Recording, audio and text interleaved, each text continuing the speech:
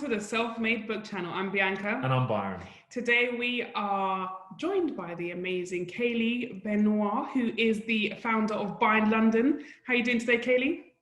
Very well, thank you. So before we get into it and talk about the topic of conversation, which is crowdfunding, just introduce yourself to the audience very quickly for us, please. Sure. Hi everyone, I'm Kayleigh and I'm the founder of a high fashion sportswear brand called Byron London.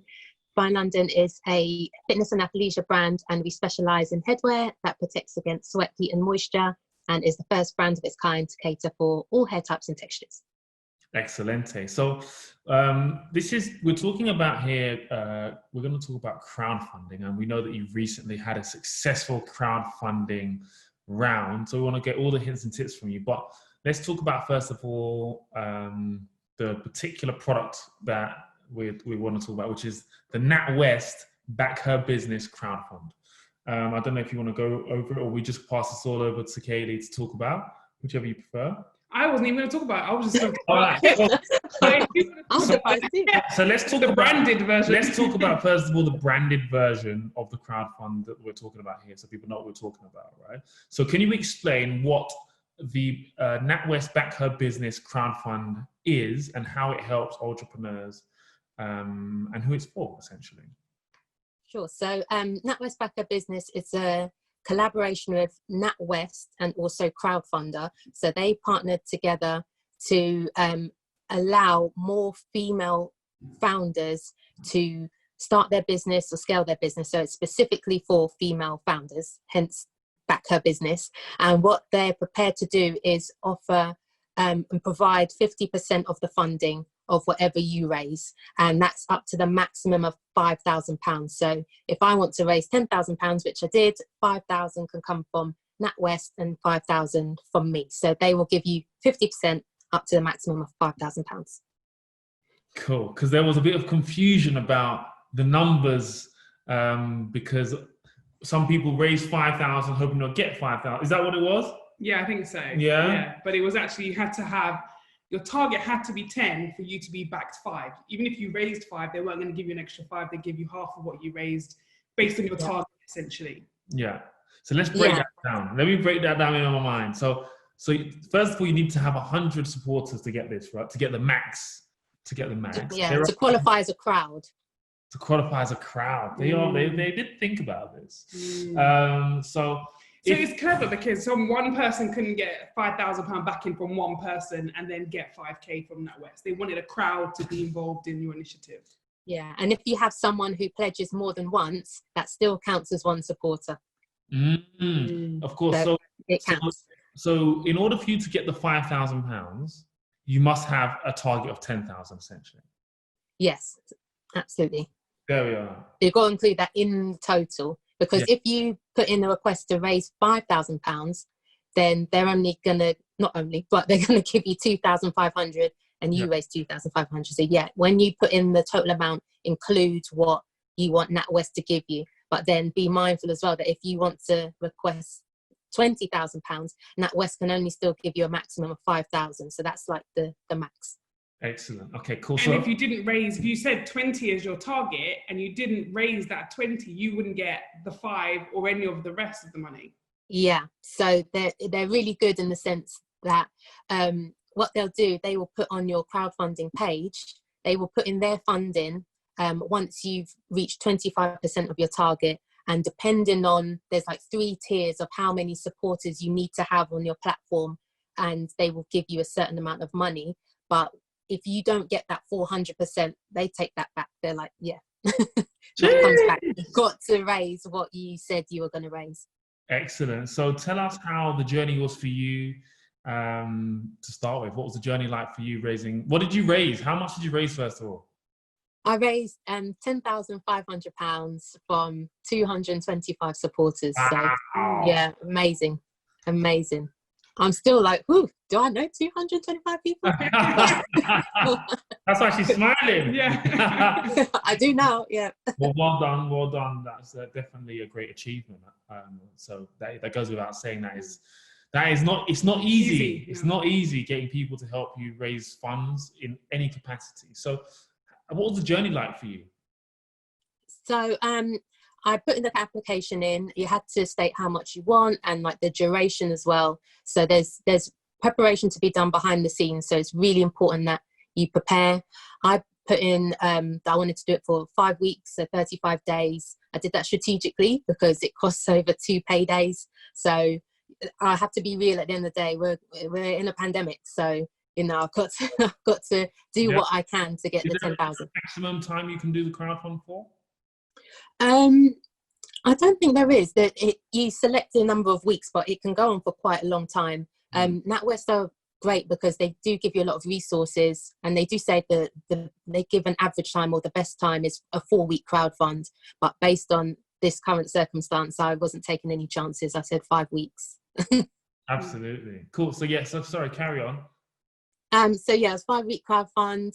I did a lot of preparation beforehand. I read every single resource that NatWest provided me with. You can book in a call with a coach, so you can discuss it with them. So I did that and recommend that everybody does that, because they'll give you extra tips and extra resources.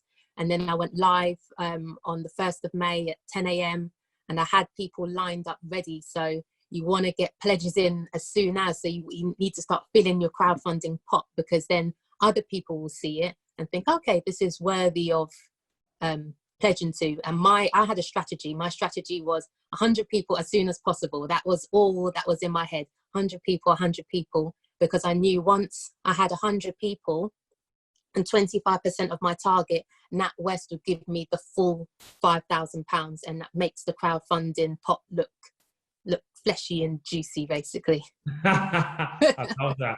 So tell us about the call you had with the representative at NatWest. So what was that like? How helpful was it? What kind of hits and tips did they give you? Yeah, it was great. It was a half an hour session, and I was able to. You want to prepare for the call. So I had like an A4 list of questions. So I was literally like, bam, bam, bam, bam. They were really helpful. You can see they've got a lot of knowledge with the crowdfund. They were really reassuring, because I asked about tips to raise funds during this time, and they were really encouraging about it. So yeah, they gave lots of tips. Excellent. So what would be some of your top tips for things you did to prepare and to get people on board? The preparation part was not easy, but it was handy because you use what NatWest provide you with, and I think that's more than enough for preparation.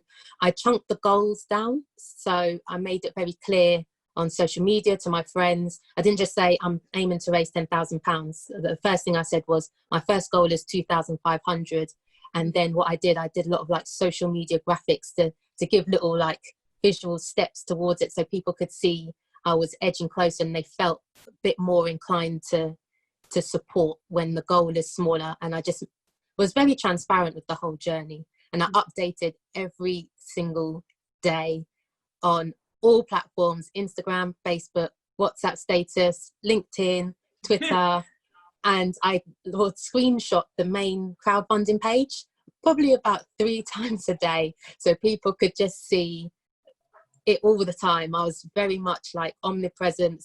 You can't get away. Like it's kind of like, I'll pledge to make us stop kind of thing. So cool. We love it. We love that. Excellent. Okay, cool. So and how did so obviously we know you got into some press, you had some of those opportunities. How did that help your crowdfund, or did you find it helped? Yeah, that helped massively. It helped greatly for, well, firstly, the exposure for the brands. So I was had a feature in the Metro, which was great because that article got a lot of shares, and I managed to get a lot of followers and connections from Instagram and LinkedIn off the back of that. And I was able to find my target audience, which was great. So they kind of came to me, and we were able to have great conversation through the DMs. So that was really, really great. And then on the flip side as well, it made my invitation to ask for pledges a lot easier.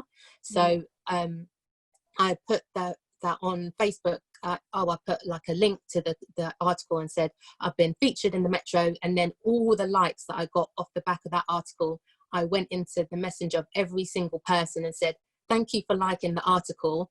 Would it be possible to pledge towards the crowdfund, even if it's £1? And they were much more inclined to. So it was almost like an indirect ask. Yeah.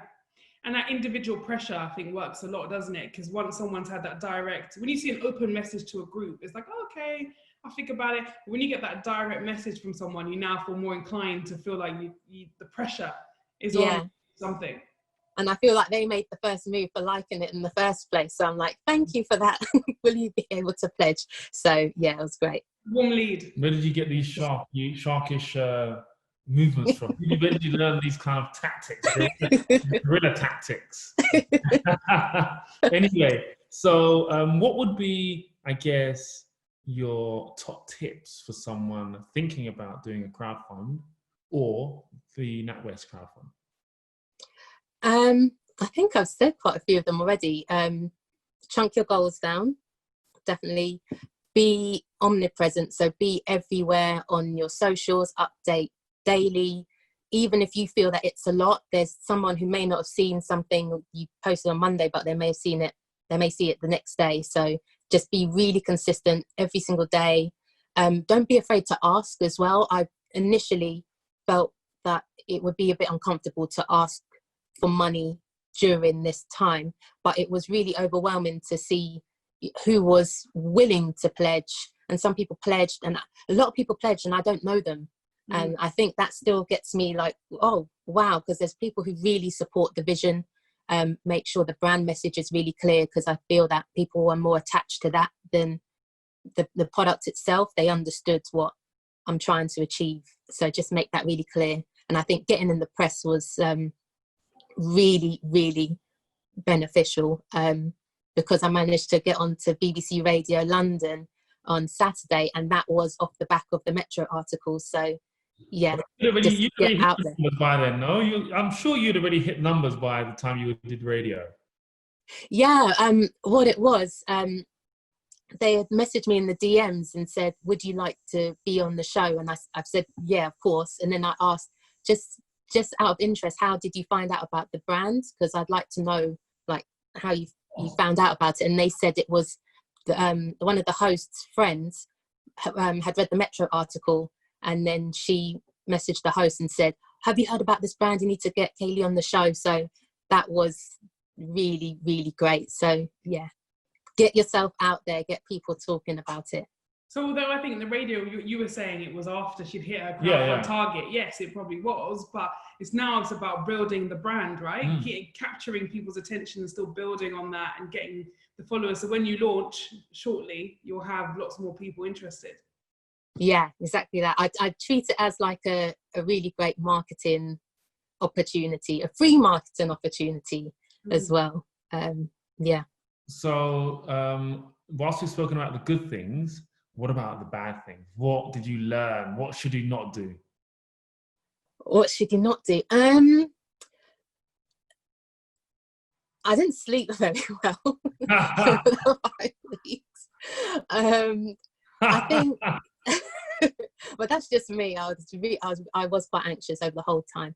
A lot of the pledges came through. A lot of momentum came through after the Metro article, and I think I got more confidence then to go into people's DMs and go. I spent a lot of time on LinkedIn messages, like all weekends at crazy times in the night. And I think the Metro article gave me the confidence. So I think a good tip is to just be confident from the start, because I think it took the first 2 weeks to start getting momentum. I think it was a bit slow in the beginning, and I was worried a couple of times. I did have a wobble, and just before the Metro article, I did have a little wobble of, oh my gosh, what if this actually doesn't happen? So yeah, just be confident and have it in your head that you're going to do it. What does a wobble mean? Just for clarity. I use that term a lot, just like a little emotional wobble of, oh God, yeah, my inner doubt. Is that like tears? Is that like tears of joy? Oh, not tears of joy. Joy? Tears of fear. It's fear, but not tears of joy. I'm just asking like what a wobble means. It means, what have I done? Why am I doing this? Yeah. going to back me? Am I going to get the money? What if I don't? Am I going to be back? Yeah, an emotional wobble. That's a wobble, that is. Because for some people, the wobble might be, they might go and eat dessert or have a brandy or I see. Cry. I see. So you really want to break down? No, I want to understand what your wobble is. That's all. It was more Bianca's definition. Okay, cool. All right, I'm just trying to. And the thing is, with these things, once you start, you started. You can't just stop it, can you? No, it's you've got to follow through, and then you do have as well. You do have two options with your crowdfund, so you can either go for a keep what you raise, or you have an all or nothing. So I went for the all or nothing, which means if I don't raise the 10K, I don't get anything. And the stats from NatWest is that when you have the all or nothing option, you get 40% more interest. And I do get that because in the last week, I used that line massively with the last few pledges. Please help with the last bit because it's all or nothing. So even if you put in £1, it helps me get one step closer, or else I'm not going to get anything. So people were like, yeah, sure, we'll pledge. Excellent. So, but why would anybody, other than that reason of the stats say, but why would anybody go for the other option of keep what you raise? Why would anybody do that? Fear that you're not going to get it. So then you might think, well, it's better to have some than not all. If you did keep what you raised, but you didn't make that 5K, you wouldn't have got the 5 from NatWest. You still need 10, right, to get the. See, that's the difficulty, and that's probably wasn't the clearest part because I don't know how that affects what NatWest are going to give you. And I would assume if you don't raise 5K, you're not going to get that from NatWest. So if you go for the keep what you raise, it's quite a comfortable thing to do, and you're probably not going to get your funding from NatWest. So you might get the 2.5, you might get that first tranche of the money, but you might not get the full 5. Yeah, of course. Yeah. And you can overfund, of course. You can raise far more than your target, I assume. Yeah. So you can set what they call a stretch target. So once you reach your target, you can stretch it, so you can add more, and you can do that at any point in the crowdfund. You can do it at the start, middle, the end. It doesn't matter. But it doesn't. If you create a stretch target, you still get your 10. As long as you get your 10, you still get that. Yeah. As long as you meet the minimum of 10, yeah, you're fine. Okay. Excellent. Awesome. Thank you so much. Is there any final words you would like to give anyone thinking about doing a crowdfund? Do it. I know it's easy to say now after the wobble. Yeah, I know. When she was trying to do it, yeah, we were like, get on with it. Why are you taking too long? Do it. Awesome. Thank you so much for joining us today. I think that's pretty much everything covered. Yeah. So where can people find you, Kayleigh? Where can they buy the product, and when is it going to be available? It's going to be available. Fingers crossed, August is when I'm looking to launch. You can find Byron London on Instagram at Byron London. There's also the website, byronlondon.com, and we're on all social platforms pretty much with the same handle at Bind London, BIND London. Super. So guys, make sure you follow Kayleigh, make sure you follow the journey, make sure you follow the story, and of course, back her business and buy a product. No pun intended. Absolutely. So thank you all for joining us today. Make sure you like, comment, subscribe, and tune in for the next video. Thank you so much. I've been Bianca. And I'm Byron. And Self-Made is Success. Bye.